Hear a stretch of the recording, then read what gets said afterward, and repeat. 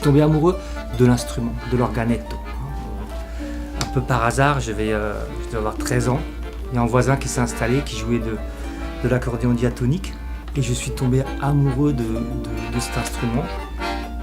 Et après, je me suis intéressé à tout ce qui pouvait se jouer sur cet instrument.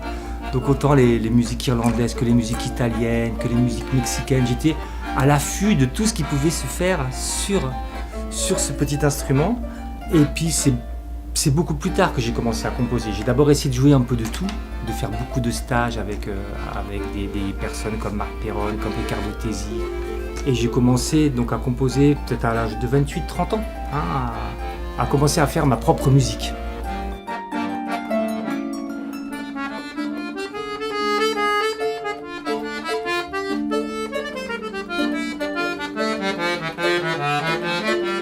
C'est un instrument qui est très complexe. Moi, quand j'ai commencé à apprendre, je me suis rendu compte qu'en fait, il n'y avait pas vraiment d'enseignement. Les musiciens qui animaient des stages à l'époque jouaient des morceaux qu'ils avaient appris d'oreille, principalement. Et puis, les stagiaires, ils faisaient ce qu'ils pouvaient. Ils essayaient de copier. Donc, il manquait du matériel. Et moi, j'ai eu de la chance, en fait, d'arriver dans ce milieu-là il y a 30 ans où il n'existait presque rien. Donc c'était magnifique, il y avait tout était à faire.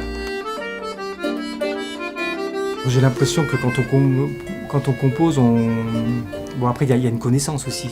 Je pense qu'il y a une connaissance de la musique ou une connaissance théorique qui fait que quand on compose, on a quand même des éléments pour composer. Donc j'ai eu envie, comme d'autres, comme des gens comme Norbert Pignol, Stéphane Milleret, Jean-Michel Corgeron, avec qui j'ai beaucoup travaillé, de proposer des méthodes pédagogiques pour que les gens puissent avoir une méthode d'apprentissage.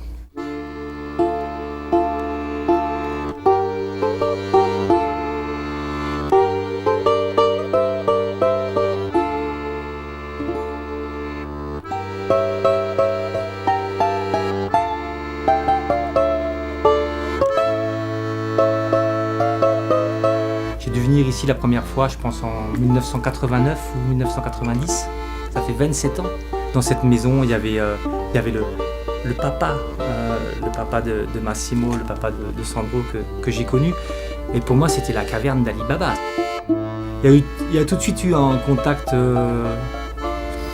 amical qui s'est créé dès la première fois. Ça a été comme une famille. Et puis il y a un savoir-faire qui est énorme. Ça fait plus d'un siècle qu'ils font des accordéons. Au départ, il y a 2 rangées, donc une gamme de sol, une gamme de do. Et il y a par exemple un musicien qui dit « Ah là, j'ai besoin d'un sol dièse ». Donc ils vont voir le papa de Massimo, il dit « Moi, j'aimerais bien un sol dièse ». Donc le papa de Massimo, il dit « Je vais pouvoir mettre un sol dièse ici ». Donc il a mis un sol dièse, donc il a un sol dièse. Après, un an après, le même musicien il dit « J'ai besoin aussi du do dièse ». Ah, ben vous avez besoin du do dièse, il va rajouter un 2e bouton, etc. Donc il y a une 3e rangée qui s'est construite de manière un petit peu aléatoire en fonction des besoins des musiciens, de la musique qu'ils jouent. Moi je trouve que cette diversité de claviers apporte forcément une grande richesse parce que on va jouer des musiques différentes. Et moi c'est beaucoup d'émotions, d'avoir vu leur évolution aussi, de leur évolution permanente, de toujours essayer de faire mieux, d'améliorer les instruments, d'améliorer les modèles, d'avoir une relation très très proche avec les musiciens.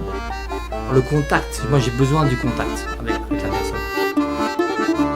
Je peux dire que j'aime avant tout l'être humain, la rencontre avec les gens. Je pense que c'est pour ça que je fais de la musique, c'est pour rencontrer les gens. Je pense que j'aurais peut-être pu faire autre chose, mais